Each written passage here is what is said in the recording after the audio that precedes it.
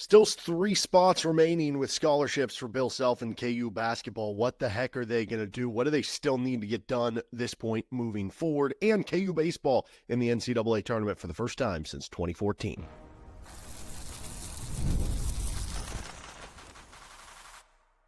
You are Locked On Jayhawks, your daily podcast on the Kansas Jayhawks. Part of the Locked On Podcast Network, your team every day.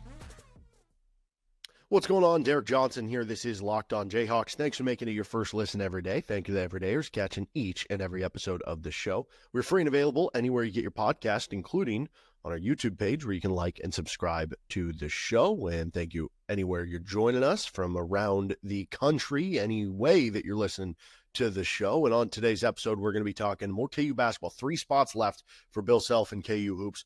What are they going to do at this point in time? Darian Williams, Dame Sarr, no longer a option for KU. Where do they pivot to? Who are some names maybe to keep an eye on from here? We'll also get into some of the KU baseball stuff as KU baseball is moving on to the NCAA tournament for the first time in over a decade, so a very big deal there. And then we'll finish up with a little thought starter on KU football. Who's the best player on this KU football team? So think about that, and we'll circle around to that later on in the show. Okay, let's start here with some KU basketball stuff.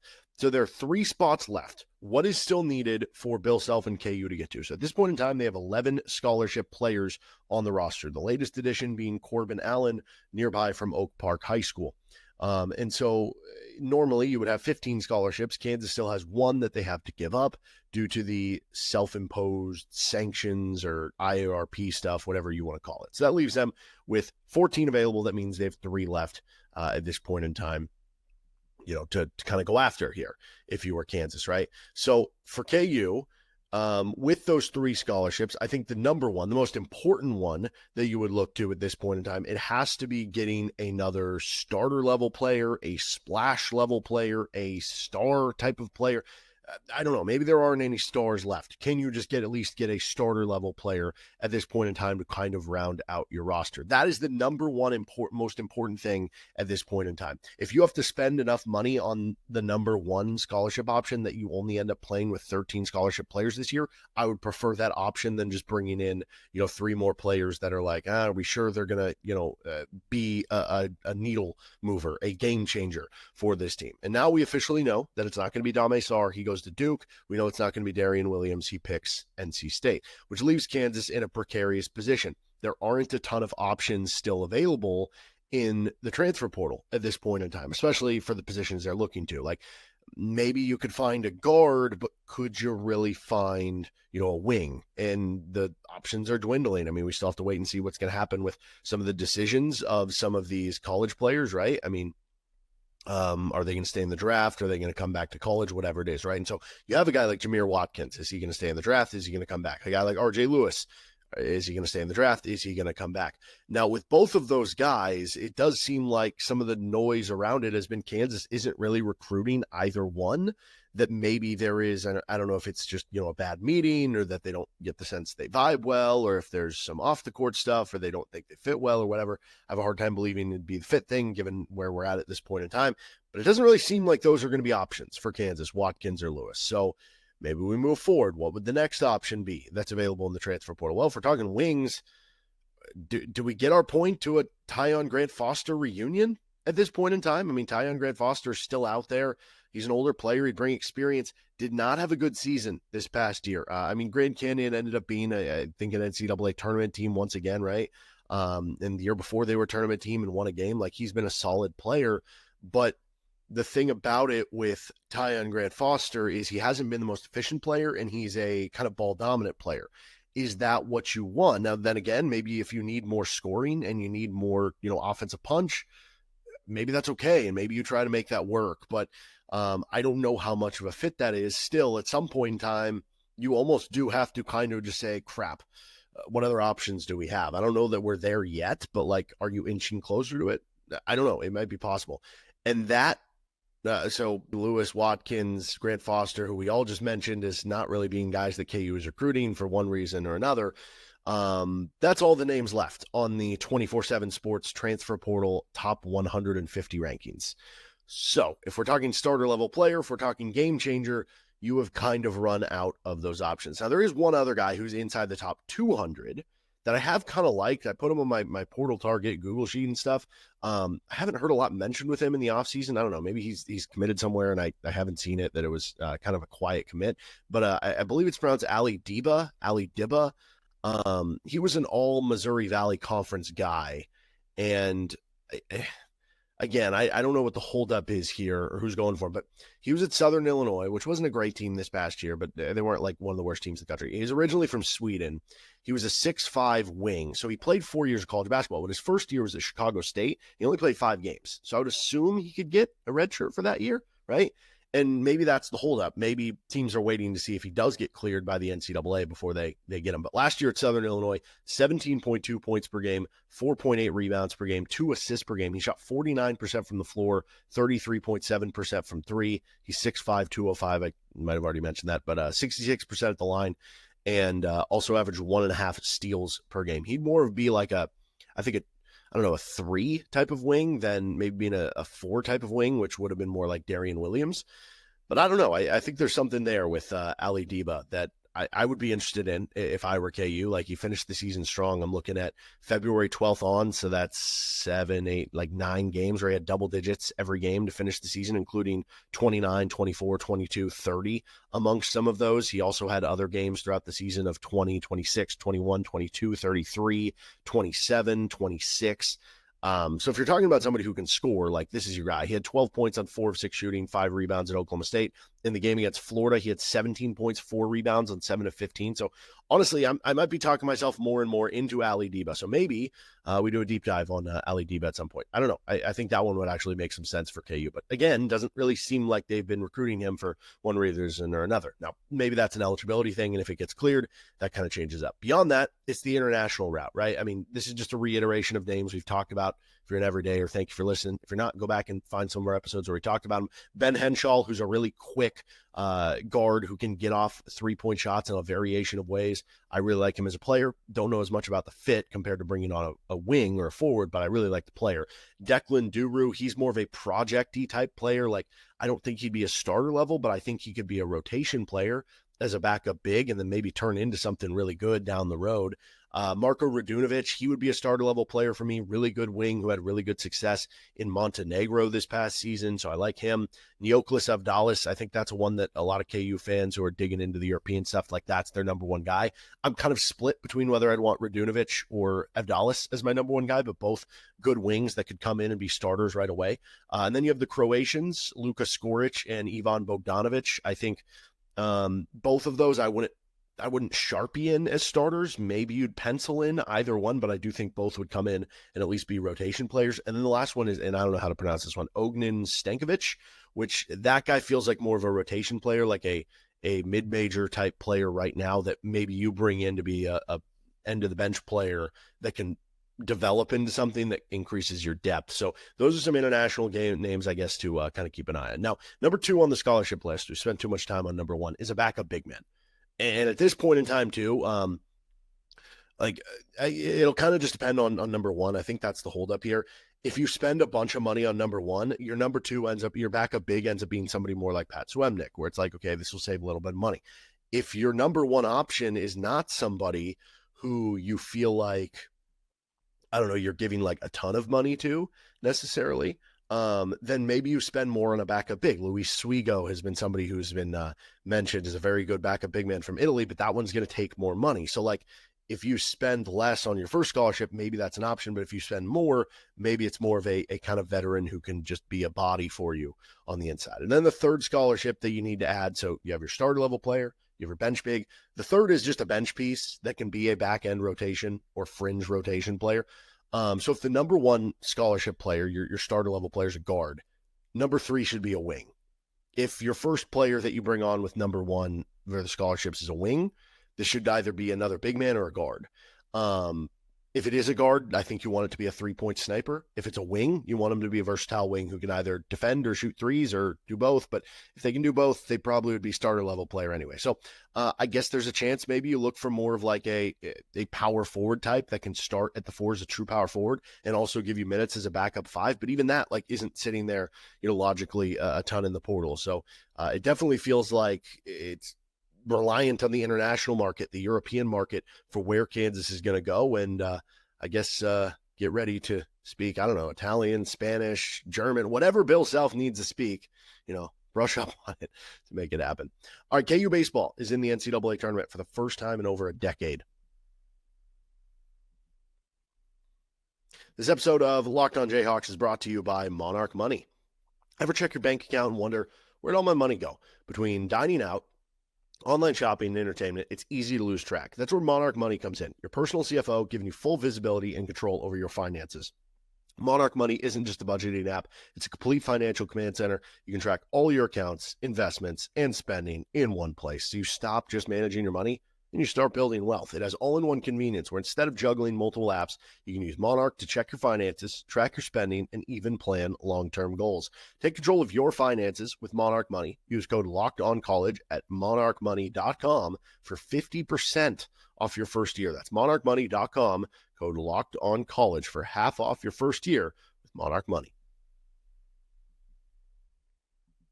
Thanks for joining us on this episode of Locked on Jayhawks. So KU baseball is going to the NCAA tournament. We're going to talk about it. And don't forget, you can make Locked on College football or Locked on College basketball your second listen every day. So KU baseball wrapped up at the Big 12 tournament. They won their first game, good comeback on Oklahoma State, and then they fell to TCU. They just, some early things, you give up some C&I singles early in the game. TCU builds a lead. You leave the bases loaded, and I forget if it was the fifth or the sixth, and then TCU just kind of opens it up from there and it takes you out. Now, the good news is it gives Kansas a little bit more time to rest. I guess one extra day and a little less pitcher usage. So that's the positive here, right? Especially knowing that, like, I think part of the idea with the Big 12 tournament was, and you saw some national baseball writers talking about this, that like if Kansas or whoever, which ended, Arizona, TCU, like one of these top team, West Virginia, wins the Big 12 tournament, I think that'll get them enough to be able to host. Well, it turns out none of the Big 12 teams were listed as one of the top 16 teams to host. So theoretically, even if Kansas won the Big 12 tournament, I don't know that it would have changed. They got the 2 seed in their pod. I don't know that would have changed, So actually, it maybe actually works out okay. But anyway, 43-15 overall season, unbelievable regular season and Big 12 tournament for KU. 20-10 record in conference play. Should have had at least a chance of winning the Big 12 title. But now they move on to the NCAA tournament, and it'll be the first time in the NCAA tournament since 2014. So you're talking about over a decade of time here for KU to get to that point. And we know they're going to be in the Fayetteville, Arkansas regional with Arkansas. Now, their first game will not come against Arkansas. Arkansas is the third-ranked overall seed, and that's what stinks here, is that it feels like Kansas was, if you're telling me that Kansas was close to being a team who was a top 16 seed, right? Maybe they were in that 17 to 25 range in terms of what you are. It kind of stinks that they end up with, the third overall team as their host. I get it. Part of it is like geography based, but that's basically saying, let's say Kansas was the 23rd ranked team on the seeding line, or what the committee was saying for, deciding where everybody would be. That would mean Kansas would be kind of like a 6 seed in basketball. I know that's not how it works in baseball, but in basketball seeding terms, they'd be a 6 seed. Arkansas would be a 1 seed.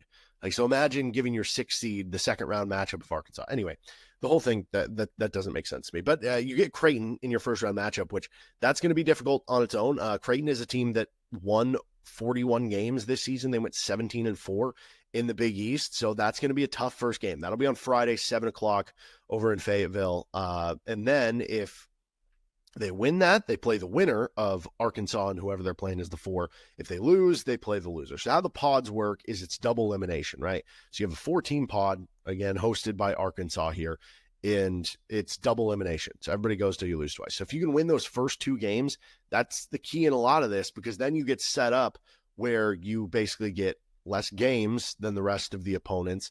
And then you're basically playing in the pod championship game where you're playing somebody who has 1 loss where they have to beat you twice in a row. So that is the key. Can you win these first 2 games as KU? And it's always difficult. Like, what do you do with your pitchers, right? Do you spend your ace in the first game? Do you spend your ace in the second game to say that, okay, listen, if we lose, we're now in an elimination game, so we need our ace.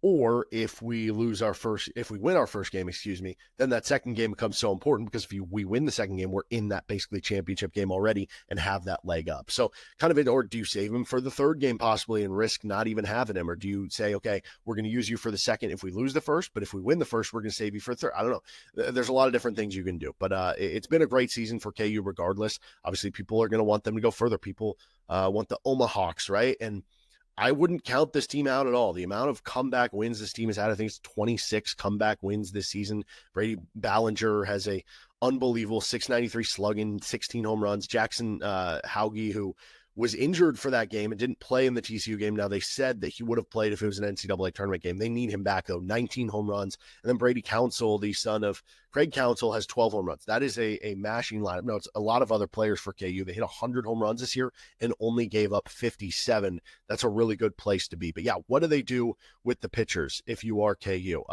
Dominic Vagley has had kind of ups and downs throughout the season. Overall, 5.34 ERA. But that doesn't necessarily ring to what he is. There are days where he can give you 8 innings of shutout baseball. There are other days where it isn't working as much so far this year, right? So the pitching is kind of, I think, the big question for how is that going to show up for KU in the series, especially when you look at the, Arkansas and stuff. So like Arkansas, for instance, Zach Root and Landon Bedelshis, I don't know how to pronounce it. Those are their 2 most started pitchers. Both those have 12 or more starts. Nobody else has more than 9. Both of them have above 4 ERAs. And the guy with the hard name to pronounce has over a 5 ERA.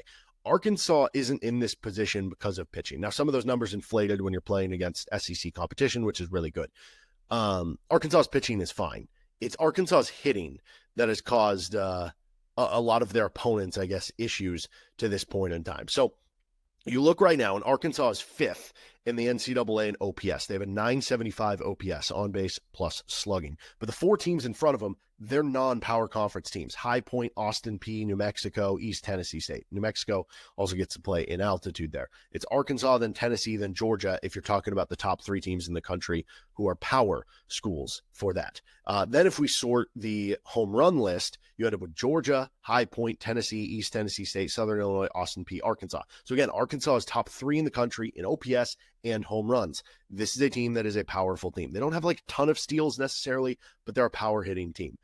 From the pitching perspective for Arkansas, they are, 16th in the country in ERA. That actually seems better than it is. So they must have a good bullpen because, again, like I said, the starters, neither one jumps off the page. So I guess just good depth of starters for Arkansas overall. Let's see. With Creighton, they are 15th in the country in ERA, getting to play a little bit of an easier schedule with the Big East. But Creighton is not top 100 in the country in home runs hit.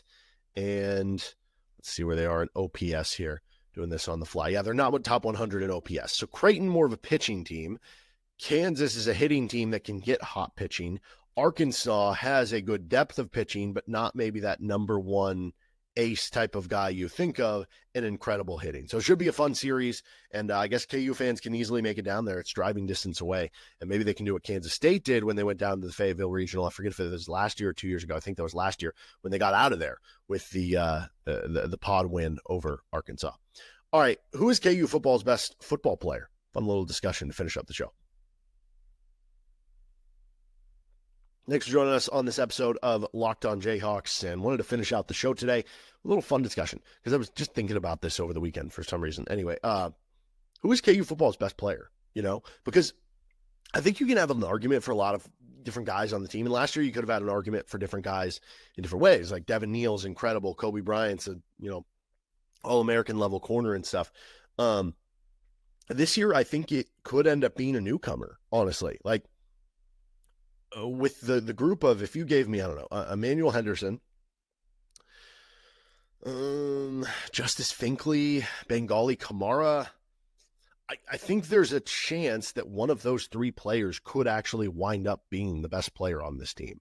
I don't know that that'll necessarily be the case, but like it could be Jalon Daniels, but also Jalon was very inconsistent last year. And before last year, he's had the injury bug. So like Jalon would be in the conversation, but it's not like a home run slam dunk for who is the best player on the team. Daniel Hishaw could end up giving KU the best production on the team, that's for sure. But I don't know for sure. You look at the offensive line, maybe the answer here is Bryce Foster. I think that would be the best argument I would have so far. Maybe Kobe Baines or Calvin Clements jumps into that. I think Foster right now, though, if you're talking who is the best offensive player on this team, I would probably lean Bryce Foster at this point in time. And then defensive side of the ball, I mean, Dean Miller was all Big 12 second team. I think Finkley will be good. I think Kansas has a lot of good defensive tackles.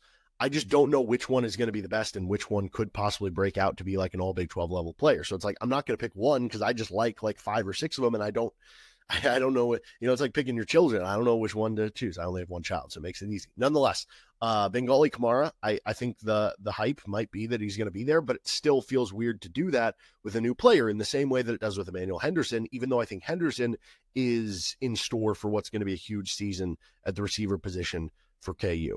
Could you make an argument for somebody like Taylor Davis or Jalen Todd, who will both be sophomores this upcoming season, one a redshirt sophomore, one a true sophomore, that one of them as former, 4-star, high-end 3-star type of recruits who have so far done well, gotten early playing time as freshmen, could take a huge jump and wind up being the best player on KU? Yes, you could make that argument. But I guess going through this, it's not an easy slam dunk. And I don't know if that's a good or a bad thing, right? Like, on one end, it's bad because you want like a super high level talent that can change games for you. And I think if all is right, if Jalon Daniels is playing at his ceiling, and he's healthy, I think it is Jalon Daniels. But we saw the inconsistencies last year. So I think the answer to that right now, I would go with more of the known commodity, and I would go with Bryce Foster. But again, if you told me at the end of the season it is one of Bangally Kamara or Emmanuel Henderson or something, I could totally envision that happening. And I think, again, like, is that good or bad that some of the newcomers can be in that discussion? Again, maybe it's a little bit bad that you don't have, the ready-made replacements. But last year, Kansas brought so many players back, and they ended up missing a bowl game. So it doesn't always work that way. And the plus side of it is if you have all these newcomers that you can argue, if you have 2 or 3 of these newcomers that you can argue are the best player on the team, that also probably means you did a pretty good job in the transfer portal. That also probably means you did a pretty good job in the offseason in identifying targets and identifying what you need and finding good players and finding players that are going to fit what you do and could have big seasons in Lawrence. So I don't know, just kind of a fun discussion. I think the best answer for KU, if it does end up being Jalon Daniels, that would be the best possible thing to happen because quarterback is the most important position on the field. And so if it does end up being Jalon Daniels, I think that would be a great sign for KU because that probably means they would have a great season at the end of the day. But yeah, right now I guess I'd go Bryce Foster. So Bryce Foster, the face of the program coming into the season.